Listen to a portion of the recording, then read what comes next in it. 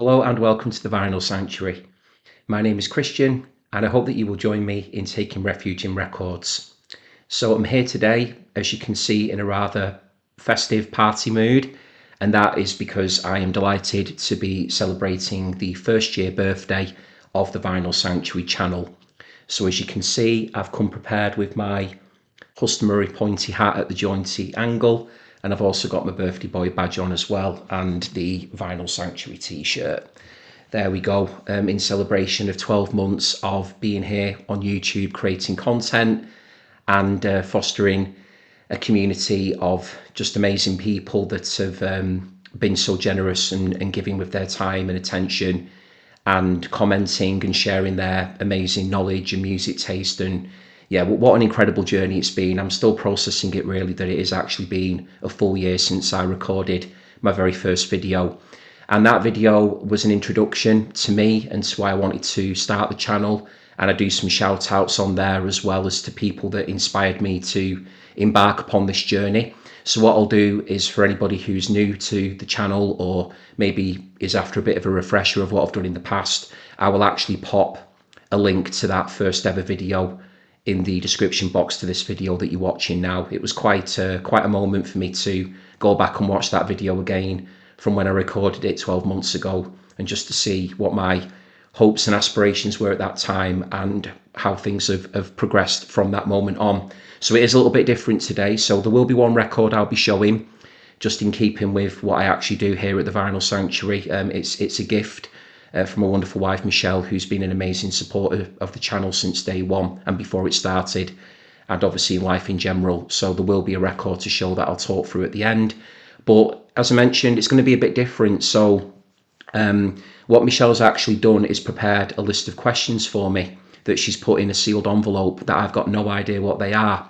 So it'll be quite a nice surprise, obviously, for me now, opening them here on camera and working through those questions just to see what they are and what my answers are. So we had a little idea to do that, just to try and have an opportunity, I suppose, for me to reflect upon the channel over the 12 months which have passed.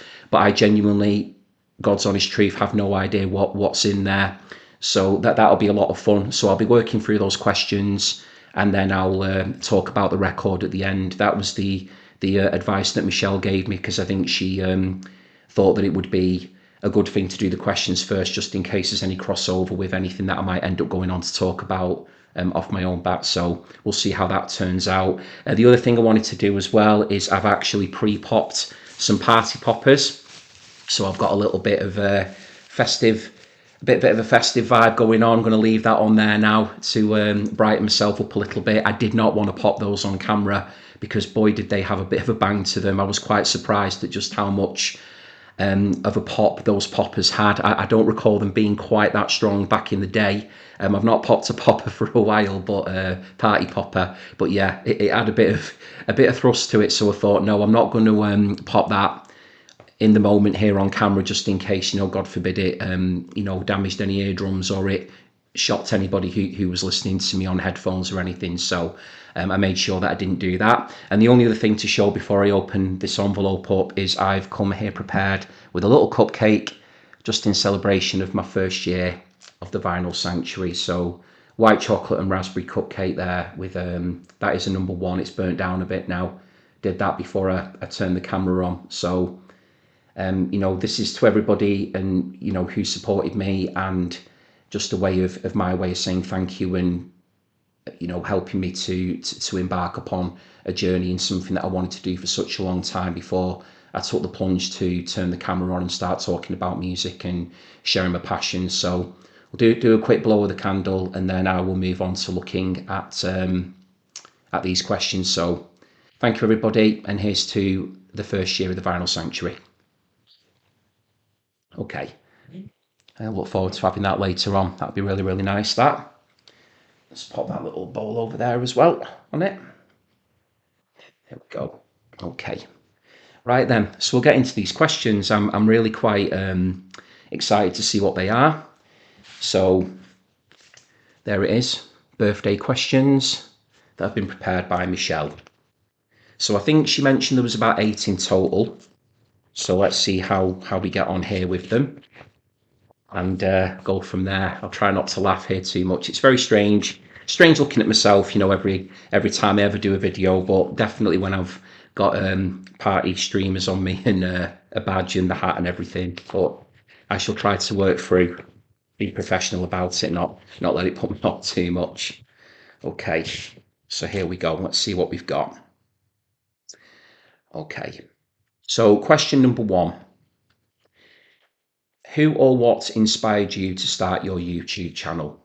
Okay, so yeah, a lot of people inspired me to do the channel, and I mentioned those people in my introductory video. So the one that I've just mentioned that I'm going to be putting into the comments section, those people have been name checked on there, and those people continue to stand as the ones who I look up to, and the people that I admire in terms of their commitment to creating amazing content, their presentation style, their vast array of knowledge. Some of those people have gone quiet since I did a shout out for them, and a few others have branched into different directions and things, but they still, for me, very much continue to be the ones who give me that motivation to keep going and to keep doing what I'm doing. And what I would love to add to that question, I hope I'm not jumping the gun here too much, because again, I don't know what the questions are, but there are a lot of people who I have gone on to be inspired by over the 12 months since I've been doing the channel. So what I'll do is I won't mention those people just in case, that ends up being a question later on. But that there are definitely people out there now who I've had the pleasure of engaging with their work, and people that I have now got into regular correspondence with as well. So I'm really, really proud and pleased to be in that position, that there are people out there that I now consider to be, friends and people that I just really look up to. So yeah, so the answer to that one would be to please do go and look at the original video, and I'll pop the link to that in the description box. And it says what as well, what inspired me. So I've mentioned the who. So the what really, very simply, was my passion for music. I've been collecting music now for just over 30 years. It's just my lifeblood. Music is my thing. Although I love books, I love films, I've got a lot of other interests, art and lots of other things. But for me, writing, of course, I am a writer by trade, but music for me is the thing that keeps me going, and it's the thing that I've always turned to whenever I've needed it. It's always been there for me, music, and I'm sure that there's many people out there watching that have got that same relationship with music. It's there for you when you need it, when you're feeling on top of the world, and it's there for you when maybe things are not going so well as well. So it's always been what I've turned to, and that was a big reason why, when I came up with the idea of having the Vinyl Sanctuary, that I do feel that a lot of people do take refuge in music. I think people look at it as being a medium that can shine a light on them and on other people, and there's nothing for me more enjoyable than sharing that knowledge about music. And there's no greater feeling than giving a recommendation to somebody, and then them then going away and discovering a whole new band or artist or something that rocks their world or changes things for them. There is no greater feeling than being able to share and to be in a position to receive as well. So that is what inspired me to start the YouTube channel. Okay, right, so question number 2 then. What does the vinyl community mean to you personally?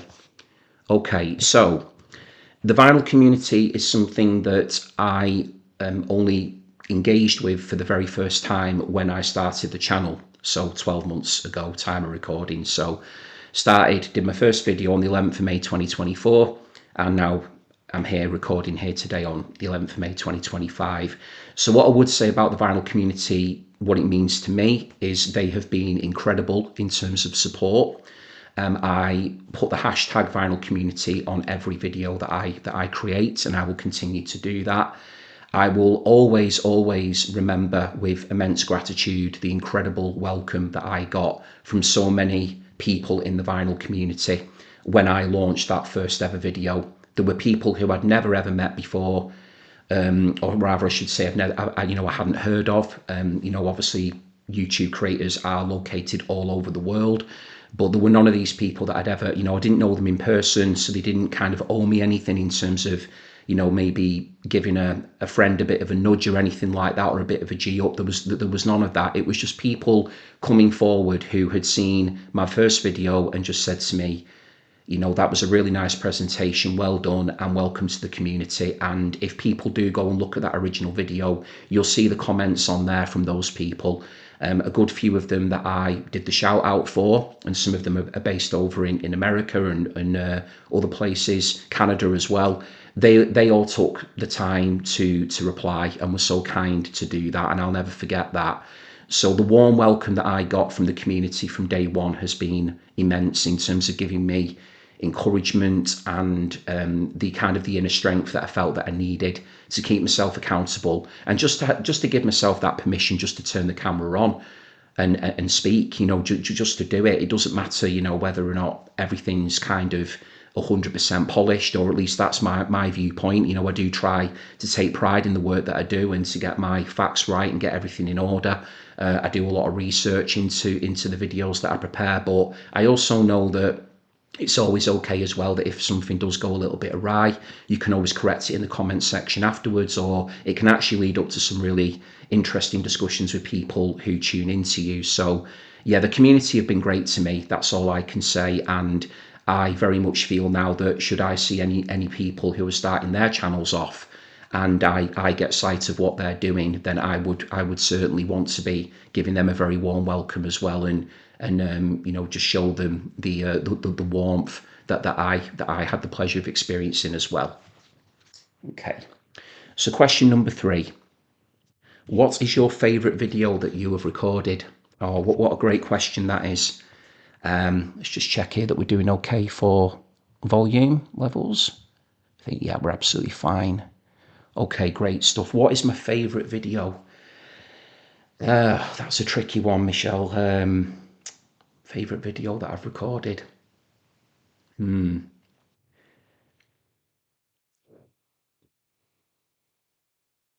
think my favorite video would have to be the very first one that I did after I'd done the introduction video, which was ranking the albums of the year of my birth, 1982. So if people go back and watch that one, although it wasn't the most polished video, even by my standards, it makes me laugh now when I watch it back.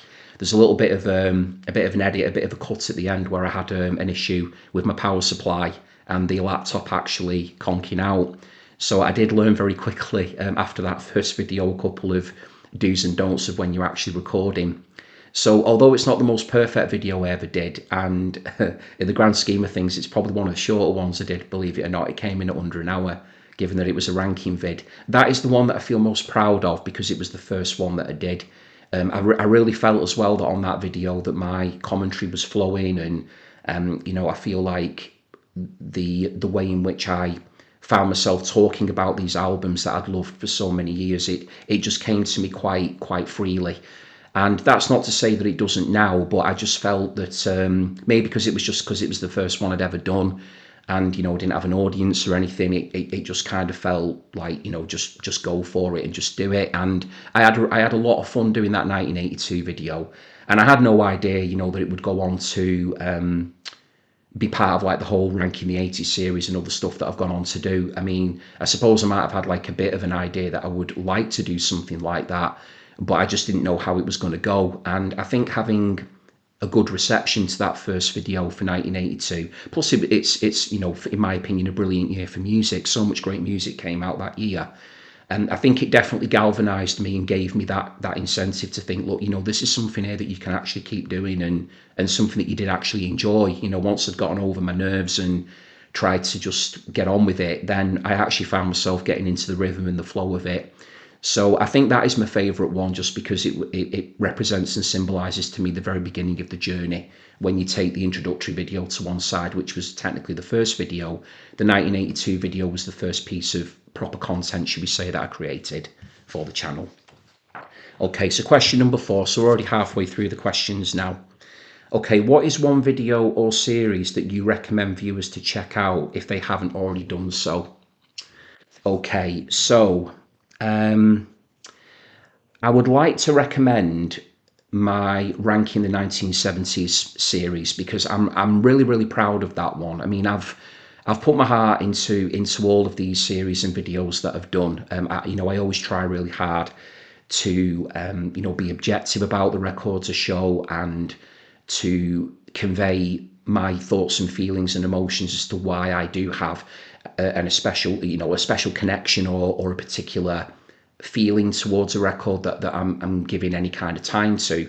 But with the 1970s one, that would be the one I would love people to check out because it's such an unbelievable decade for music. I mean, I adore the 80s as well, but my word, the 70s was, it's just sublime. Some of that stuff, with the earlier years where you've got more of that late 60s influence still existing because it's the transition, from the 60s into the 70s, the birth of so many different types of genre as well. And then right towards the end, when you're getting into the stuff that I personally really, really dig, all the post-punk and the kind of the birth of new wave and alternative music and stuff like that. I really, really found that 70s journey in particular to be really quite special. I actually felt quite emotional when that one ended, and because 1979 in particular was such a difficult year to rank, it was crazy trying to whittle down my albums from that one year down to 15 because I'd done 25 for the 80s, but I kind of felt that I wasn't too sure if maybe that was too many for the viewer, for me, in terms of talking through them. So I did think with the 70s, I would just, I'd keep it to 15 per year. And I did actually prefer that, and I enjoyed that because it did make the videos a little bit shorter, maybe by about 15-20 minutes. And, it was easier for me to get my head around the ranking system as well. But when I look back at the sheer breadth of albums in that series, the different types of genres, the artists that were cropping up. I think it's a much more diverse selection of music in that one than maybe my 80s one, which I do think to some extent does kind of stay within a bit, kind of a lane to a degree. There's a lot of indie in there, a lot of college rock and jangle rock and stuff, which is, all the stuff that I love and gravitate to. There is some rock and pop in there as well, but I felt like the 70s had a broader palette. And, at the time of recording, I am actually listening to a lot of 70s music at the moment, probably more than I've done in a long time. So, yeah, I do think that would be the one that if you are new to my channel, then please do check out Ranking the 1970s. And if maybe you've been watching me for a while and you are catching up with some of my content from maybe the last time you were here, then please do give my 1970s series a watch and let me know what you think of it. Okay, so number 5. What message do you have for your subscribers who watch, like, and comment on most videos? Okay, so yeah, I'm glad that I stopped myself then a little earlier. Michelle knows me, she knows me all too well, and she probably knew that I'd end up nattering away and maybe preempting some of these questions that she prepared for me, which, didn't know about. You saw it on camera, sealed envelope. So yeah, what's my message for my subscribers who watch, like, and comment on most of my videos? Well, if it wasn't for you guys, then I really, really don't know what I would do. Yeah, try not to get a bit, but yeah, I mean, it's the journey that I've been on, and having so many people every week write to me and take the time that they take to watch my videos, which I know is a big ask, because that's kind of the I suppose now it's kind of become a bit of a hallmark really for me. It's one of my I suppose traits that I'm gonna go on a deep dive when I do stuff. So for people to watch me and then take the time to comment, to share knowledge, to be so graceful and gracious in their writing to me, and to share their thoughts and feelings on not only what I've shown, but then their thoughts and feelings on what they would recommend as well, has just been an absolute joy. I'm always learning about music, and I've learned so much in the past 12 months from so many amazing people. My regular watchers. I mean, there's so many to mention, but in particular, Jessie has been amazing. Michelle over in the US has been an incredible source of support. She's been there from day one and knew about me creating this channel before I'd even done it. There's so many people. Fast and Bulbous has been an amazing supporter. Naughty Vampire God is great, someone who I've known, had the pleasure of knowing for some time from another channel that we became acquainted on. Jack at the Vinyl Voyage, Gav Axman Spins, who are amazing content creators of their own. James Griffiths as well has been superb, somebody who over the year has supported me and commented on a lot of my work. Robert Bell, there's Dr. David, like there's so many different people. Sean, of course, wow, Sean. He's an absolute pleasure to communicate with. We're in weekly correspondence. It's really quite something when I think about how many people are regularly tuning in to me. But one person in particular I have to mention, he has been just an unbelievable supporter in so many ways. Over in Canada is Ash, an absolute gentleman, and Ash is someone now I consider to be a very dear friend, and he has been a wonderful support to me, to the channel, and thank you very much for for the encouragement that he's given me, for the support he's given me. I do have to mention Ash in particular, but everybody who's taken the time to tune in and to just be kind and hold really detailed and what I would like to think are passionate conversations, very objective as well. I really do enjoy that. I think there's been a lot of respect that's been cultivated in the time that I've been doing the channel, and I always find the conversations that I get into to be really inspiring, and to be very much a two-way dialogue as well, which is I always wanted it to be. So I am talking the moment here, so if I have missed anybody's name, I do think I've mentioned, I would say they're the core sort of subscribers or people that do tune in to me regularly. Thank you very much, all of you, for everything that you do, and for all your support that you continue to give. Believe me, it does not go unappreciated, and it really does mean the world. So thank you very much indeed for that. Okay, so question number 6.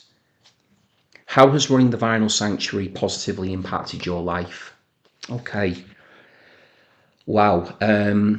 Well, it certainly impacted my life positively in that I have an outlet for sharing my passion for music and for records. It has been a wonderful opportunity to become acquainted with so many great people over the world. I will mention Gunter. Gunter is somebody else who's been a huge supporter of me. So big shout out to Gunter there as well. He's been a wonderful support. So he applies to the last question into now as well.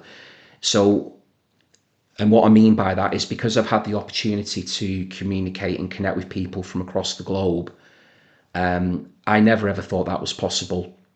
Someone else has just popped into my head as well. I have to mention him, along with Ash and everybody else I mentioned. Rob over in Boston, an absolute gentleman, an amazing creator of his own. Rob has been so kind to me from day one. He has got an immense channel going on, so many viewers. His music knowledge is unbelievable. So Rob Panitz is an absolute legend, along with the Canadian stud muffin Larry Graves as well. I've been so fortunate to have those people give me a shout out, Baggy Hi-Fi. There's quite a lot of people that have been there to G me along, and all of that has been a positive impact on me, because it's enabled me to think that this is something that I can do, and maybe that I should do. It's an opportunity for me to share something that I love, something that I've dedicated my life to learning about. Music for me is something that lives and breathes inside here, and it's thanks to people who have been so kind, which goes back to what I mentioned before, that because they're sharing their knowledge with me so willingly, it's continuing to allow me to grow as a music fan. I don't attest or claim in any way, shape or form to know everything about everything, because how's that possible? There's nobody out there who knows everything.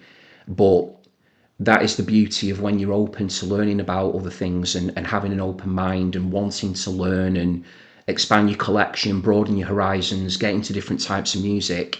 That for me has been the most positive impact on my life, because whilst it's been lovely to go out and hunt for records and have that feeling of knowing, I'll be showing these on the channel, and I can get into discussions and find out more about whether people out there know about these albums. I think the main thing is it's just about actually continuing to be a fan and just continuing to be in that place of learning and absorbing and experiencing. So for me personally, that's just been massive. It really, really has been massive. And there's been a lot of friends as well who have really got behind me, people that I've known for years and years. So, not only Michelle, who I've known for a couple of years now over in America, but obviously, my wife Michelle in the background has been incredible. She does all the title cards. Phil, who comments on here a lot as well, comes up as Philo, somebody that I've known from being a teenager. There's a lot of people in the background as well who they might not be as active in the comments, but they will contact me privately. Family members, friends that I've known for decades, they will get in touch and just let me know that they've watched the channel and giving me some pointers, or maybe just giving me a bit of a well done.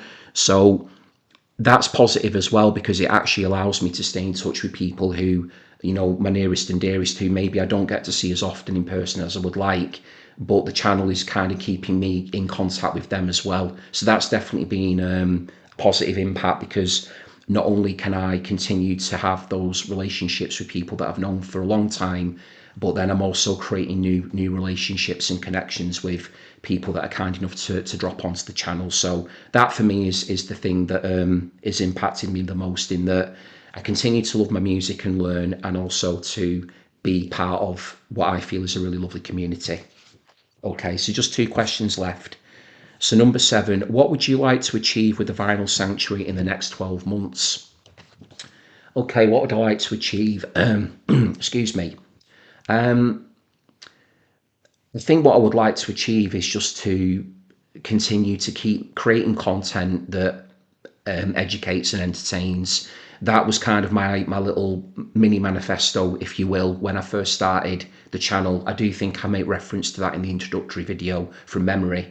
It was always my intention to continue to almost just spread the word, really, about music that I love, why I love it, and trying to make connections with various people as to, maybe getting an idea or a handle on what they're into personally, and then almost trying to cater or tailor my recommendations to those people. So, if I get wind that, somebody's into a bit of post-punk or something, or new wave, then I'll mention a few bands that maybe they may have not heard of, but would be very much something that they would be into. So I think what I would like to be within the next 12 months is just continuing to be making content that people connect with, that people appreciate and enjoy.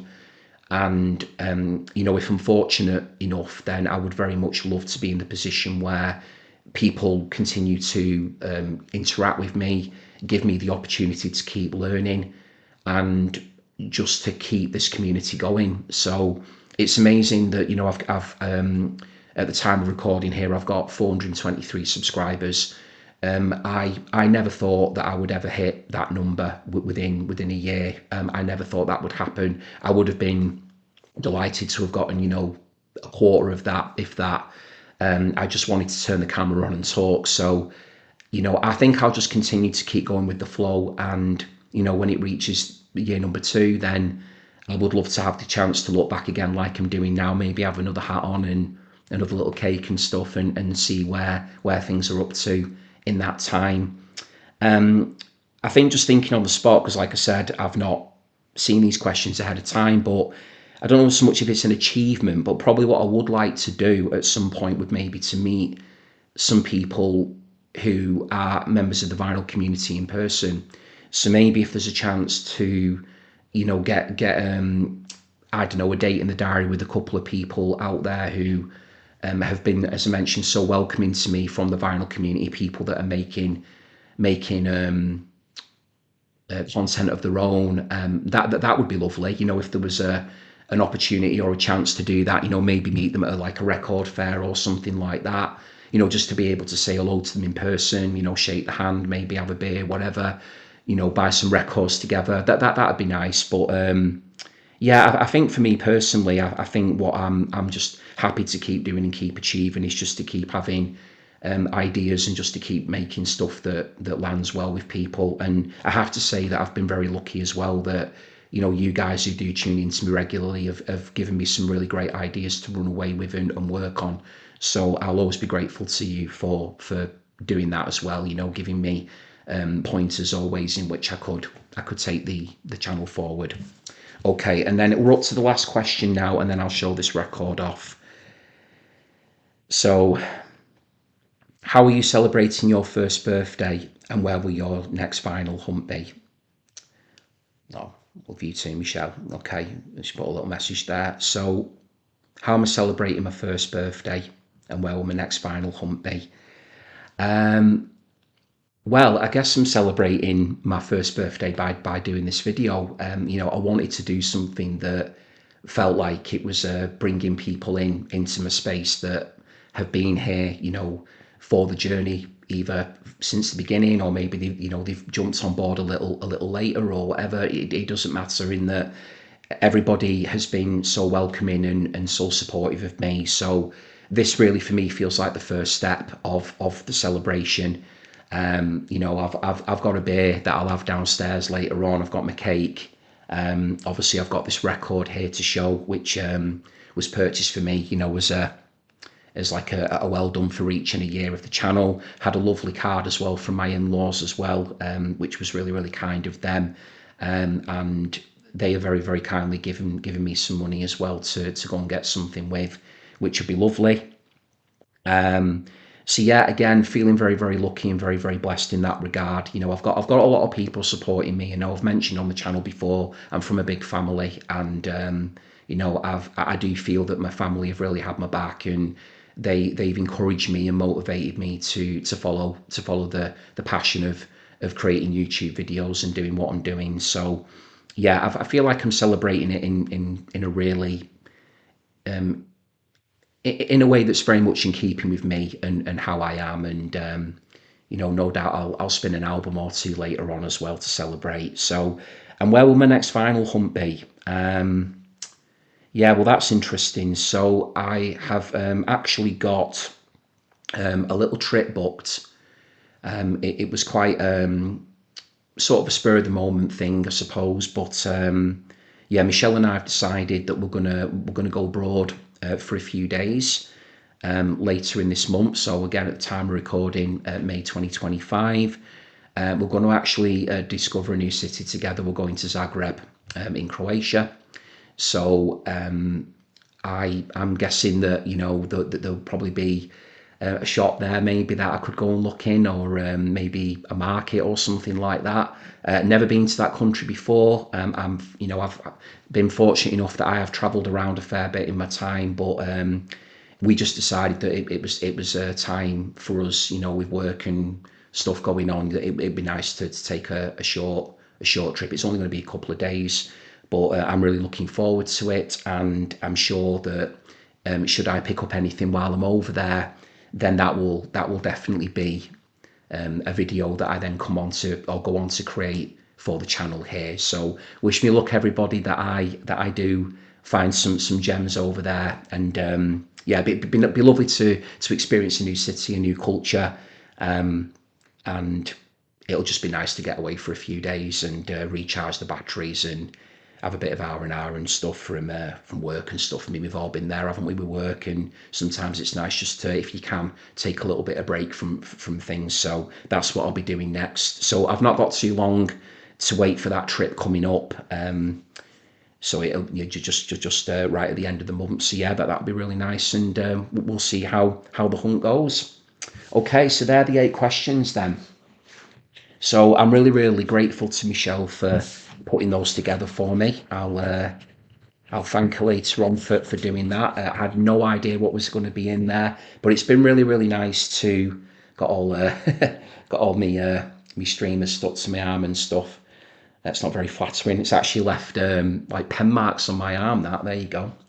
Yeah, I've got like I've got some snakes tattoo on my arm now. But yeah, it was really nice just having that opportunity there to kind of have a little bit of a recap and a bit of a reminisce and a reflection on 12 months of doing the Vinyl Sanctuary. So yeah, once again, just before I get into this record to finish, it wouldn't be a channel, would it? A video of mine, sorry, if I didn't show at least an album off, and if I didn't, go on for a while. So, I've got to keep in line with what I've become accustomed to doing. So yeah, thank you very, very much, everybody. It really means a lot. You're all amazing, and for everybody who's ever, tuned in, subscribed, liked one of my videos, shared my channel, spoke to somebody about me, however you've done it, in terms of supporting me, a word of encouragement, anything like that. Thank you very, very much. It means the world. It really does. Okay, so let's have a look at this album then. So I want to do this one a little bit differently today, insofar as I'm just going to read the sleeve notes off it. Might feel like a bit of a cop out and a bit lazy, but just because I'm in a bit of a party mood and I don't want to be, getting my brain too, buzzing overtime too much today, I kind of took it. So yeah, I'm not saying took it out of me. That sounds a bit silly to say it took it out of me doing that talking then, but I just feel that because it's like something that hitting the first birthday or a milestone of anything.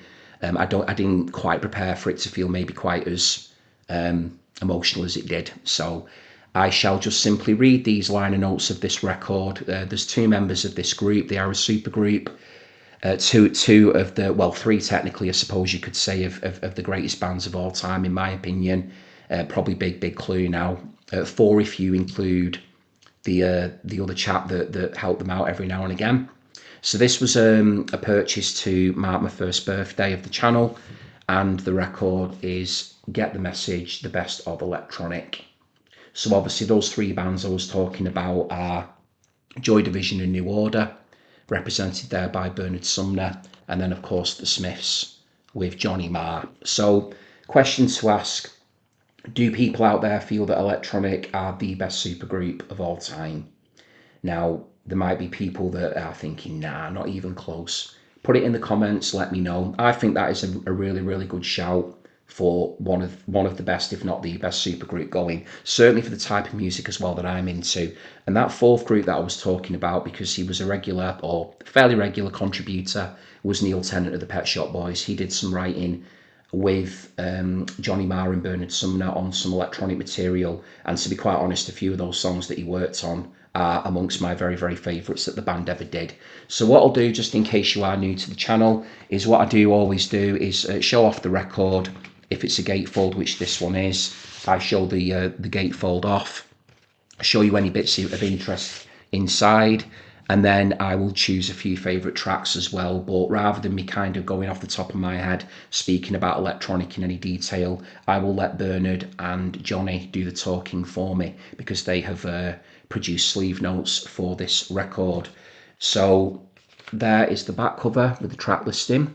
So we'll get to those in a little while, where I just pick a few of my favourites. So you can see there it's a double vinyl. Front cover there, which is a still from the Forbidden City video, that one, for anybody who might be wondering. Great shot there, especially with Johnny Marr there. Great pose at the front. And then inside, got two great photographs there of, there we go, see if we can do it. So Johnny Marr there, there's a guitar face there. Looks like he's really, really into the groove of that there. And then we've got Bernard Sumner there with the shades on. Great stuff. And what I always loved about electronic, especially for the video For You, is that Bernard Sumner always looked really, really happy in electronic. He to me, especially in the For You video, the way that he smiles throughout that video is just like so. Because obviously, you think of Bernard Sumner, you think of Joy Division, quite rightly, New Order, quite rightly, two utterly immense bands. But having that expectation, that pressure of being in bands of that stature, I think you could see Bernard, even though he was still a young man, carrying a lot of weight on him, and obviously, especially with the whole story of Joy Division and the legacy and everything else. He always looked to me at times like a very, very serious artist. I mean, it was serious music, wasn't it, Joy Division? And even with New Order, although it was very, very euphoric at times and, very danceable and engaging, I always felt that with Bernard Sumner, that when he was in electronic, maybe he just felt a little bit liberated in some way. Maybe the shackles could come off a little bit. I've not actually read these sleeve notes yet, but I did have a very, very quick look at the at the packaging before I turned the camera on. So we'll see what these guys have to say. I mean, they know better than anybody about how they felt being electronic, but I just thought that'd be a different way of doing it, just to share their thoughts. So there we go, get the message, the best of electronics. So photograph inside there, I've shown you. There's no like little slips of paper or anything like that. And then we have got Bernard's sleeve notes there. Might be difficult to see that with it being green on white with the ring light and everything. And then Johnny Marr's sleeve notes there. They're pretty long, so I'll work through them quite quickly. Probably won't be as long as it looks when I start reading it. And then the other disc there has just got the the credits information for each track, who played what, produced by, all that kind of stuff, the year it came out, what album it was on, what label it was on, the usual stuff. And then here we've got some lovely artwork as well from various albums and releases. So yeah, the debut album there, Raise the Pressure, fantastic. That's the one that they worked on with Carl Bartos from Kraftwerk. He produced on that, did some songwriting as well. Twisted Tenderness, that's a fantastic album there with Rasputin there on the front. So that's that. Okay, so let's get into these sleeve notes, and then I'll get my favourite tracks done, and then we'll call it a day. Okay, so who should I start with? I think let's start with Johnny Marr, because his is the longer one. Okay, so let's see how we go here. Okay, electronic formed out of ideals and necessity. Manchester in 1987 was undergoing a revolution of music, fashion, drugs and technology, and Bernard and I were pulled up with it. We met up in San Francisco in the summer and agreed to get together to record some tracks. We'd worked together in 1983 on a record by Quando Quango for Factory. And we'd met up a few times after that when the Smiths and New Order played a couple of shows. Bernard had already started recording some ideas on his own, and we then set up a studio in my house to collaborate. Our initial idea was to do some low-key 12-inch releases for clubs and fans, and maybe work with other people we liked, and also to get away from the rigid structure and politics of the four-piece group. We had a lot in common, a lot more than anyone realised, and we were both buzzed about the new times and our new situations. We were a bit naive in thinking we could put out white label tracks and pretend we were an obscure acid house outfit, but we loved the new dance music and new recording techniques, and we loved the great innovators like Kraftwerk and Eno. Any parts of our songs similar to New Order or the Smiths would happen without trying, naturally, and sometimes with some resistance. Neil Tennant contacted us to say he'd be interested in writing a song. At that time, our songs were called Tuesday and Fast New One, and we had a lot of backing tracks to finish for an album. Neil came up to Manchester with Chris Lowe, and within a half hour we'd started work on getting away with it. We then all wrote a song called Patience of a Saint. Chris started it with a bass line, Bernard programmed some beats, I did some chords, and Neil wrote some melodies. Then we went to the Hacienda. Getting Away With It was our first release and a big hit. From then on, we always had to answer questions about supergroups and all that our first show. Oh, and all that. Yeah, questions about supergroups and all that, full stop. Our first show was at LA's Dodger Stadium in front of 70,000 people, 2 nights. I think it was Chris's idea. I remember looking down at the set list at the start of the gig and noticing that one song was still called Tuesday. Another was Bells, because it had bells on it. We finished recording the first album in Manchester. We would end the week's work on a Friday evening when a dozen or so people would meet up at the studio to go out to the Hacienda.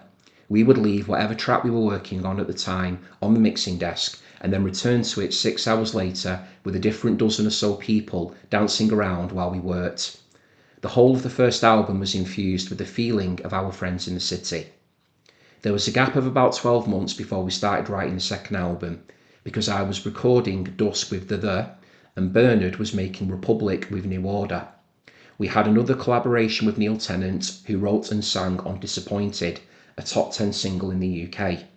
We built a new studio for that second album. We invited Carl Bartos of Praffert to collaborate with us. We hung out in Dusseldorf for a while, and then Carl moved over to Manchester and joined us. We also brought in Jed Lynch on drums, Black Grape, Ruthless Rap Assassins, and Denise Johnson, A Certain Ratio, on backing vocals. We were carrying on with our agenda of collaboration and using new technology and doing things in a different way. We wrote about 30 songs before settling on the final set for the album. The title Raise the Pressure came from a phrase in John Savage's book England's Dreaming. It seemed to fit. Electronic were always in pursuit of the upbeat, beautiful track. We liked pulling musical ideas apart and putting them back together in the hope they would make people feel great for a while. Even though we experimented constantly, we dismissed a lot of stuff that might have sounded that way. It had to be concise. I think that's why people like our singles. It's what we did best. We wanted the making of the third album to be different, so we decided to write very quickly and with guitars. We would get together when we had riffs and songs. We decided to use a rhythm section, so we asked Jimmy Goodwin from Doves to join us on bass guitar. We recorded the songs live as a band, and we got Arthur Baker to produce it with us. There was a freedom and spirit in those songs that we managed to capture pretty well. I'm glad we've put these songs together. We had our own sound, you can hear it. So that's Johnny Marr, lovely. Great sleeve notes there. And as you can see, he alludes to, maybe that freedom that they felt away from being in their respective groups. Okay, now here's Bernard's to finish. It's a little bit tricky to read this one because it's white on green, whereas green on white without. I just had the one full stop I didn't see on that one. Right, wish me luck, everybody. Electronic for me, on a creative level, was a chance to work with other people whose work I admired and people who I liked. It was as simple as that. In my first group, Joy Division, we put the group together based on our record collections and because we liked each other. No one was ever auditioned, including our singer Ian. We had only one thing in common. We loved music and held a shared instinct in our bones that it would be a success. By the time Johnny and I formed Electronic, I think it's fair to say we had both been driven to distraction by both the love and hate for our mother groups, and the intensity of sustaining the constant output and touring of both the Smiths and New Order had to an extent burnt us out. Yeah, it had burnt them out. Something had definitely gone wrong, and Electronic provided our recuperation and a freedom in our writing that was greatly welcome. Electronic was a revitalising experience and a chance to do what the fuck we wanted to do. So there you go. That's Bernard's take on Electronic then. So that does kind of echo what I was saying in that, especially with that For You video when I mentioned Bernard, maybe they just felt there was a freedom. There was just a way for them to connect in a different way. Clearly two musicians that had enjoyed immense success separately of one another. And then when you put Neil Tennant into the mix as well with the Pet Shop Boys, you've got some really heavy hitters there who've created, for me, some of the greatest British music of all time. So, I thought that was a nice and a different way of giving an insight into the album from the two people that masterminded it. But get in the comments, people, and let me know whether you think Electronic are one of the greatest, if not the greatest supergroup of all time. So I'm going to finish this video now by mentioning just a few of my favourite tracks. So for anybody who's not familiar with Electronic, you are getting a little bit of the Smiths and New Order, Joy Division DNA in there, more so New Order than Joy Division, but they do sound different from those groups enough. This is more of a sort of a dancey, sort of a more of an up, euphoric feel to it, not quite as downbeat and melancholy as maybe some of the music made in the Smiths, certainly in Joy Division as well, and some New Order. But just a really, really positive, upbeat selection of songs here. I know all of these songs, I had all these albums on CD. I've grown up listening to a lot of these songs, especially from the very, very late 80s when I was really into my dance music. I absolutely adored the song Getting Away With It. I still do to this day. That's one that, as you said, as you heard from Johnny Marr's notes, Neil Tennant produced and created with them. He sings on it with them as well. So let's look at these favourite tracks. So Forbidden City, track 1, side 1, absolutely adore it. Just a great, great indie guitar song, that one. Definitely please check out Forbidden City if you don't know it. Please do also check out the aforementioned For You. Great, great guitar song on that as well. Just some lovely, lovely synth programming on there. Great, lyrics too. I love the lyrics of For You, just really upbeat. And their mother albums, or parent album, I should say, Raise the Pressure, Forbidden City, and For You were kind of the, kicked that album off in a brilliant one punch two style they did. So I'm trying to remember, actually, was it For You or Forbidden City the other way around? Not listened to that album for years, but they definitely kick it off at the start. But they've got them split up here on here. Getting Away with It is an essential electronic track, as is Get the Message. Absolutely love that song. Brilliant backing vocals on that by Denise Johnson. Feel Every Beat is superb. That side one actually is pretty priceless, to be fair. Disappointed Though is a brilliant song on side two, track one. That's just Neil Tennant singing on that one. Great song. I mean, if you love the Pet Shop Boys and you've not heard Disappointed, one could be forgiven for even thinking it was a Pet Shop Boys track. Absolutely superb piece of music from the early 1990s, that one. All That I Need is great on there as well. I know I've done more than 3 songs, but it's my party, so my birthday day. So I've broken my own rules. And then to finish here, I do love Twisted Tenderness. Great piano bit on that, on side 4, and then Late at Night is a lovely way to conclude the compilation. That's the radio edit version. So I'm really delighted to have that. Because I don't have any of Electronic Studio albums in my vinyl collection at the moment. As I said, I had them all on CD, but just to have that as like a starting point to compile, a lot of my favourite tracks from those albums, and the Disappointed single being on there as well. I just think it's a lovely overview for me to have some electronic back on my turntable. So that is right off, hot off the press in terms of being a new addition to the collection. So I've had no chance to listen to it, but it looks like a lovely pressing. It's obviously a brand new piece that's been bought for me. So really grateful for that. And no doubt if I get a bit of time later on, I'll give that a spin. So all that's left to say is thank you very much indeed for being here. Really appreciate it. If you are new to my channel, thank you for watching and for partaking in my birthday celebration. If obviously you've been around for a while now and you subscribe and comment and all the other things I mentioned earlier, then huge thumbs up to you all. I appreciate each and every one of you. I really do. So thank you for that. So what's coming up next for me then? I will be doing part 2 of my birthday vinyl haul. I've still got that to do. And then I will be at some point returning to my colours series as well. I've got the 5th and final part to record for that. And let's see how I get on when I take my little trip abroad and see if I've got any records that I end up acquiring while I'm over there. That'll no doubt make a video as well. So all done and dusted now. Going to take this pie hat off. Going to get rid of this, my streamers. There you go. It's all dropping over me, my birthday boy badge. But until next time, thank you very much, everybody, and goodbye for now.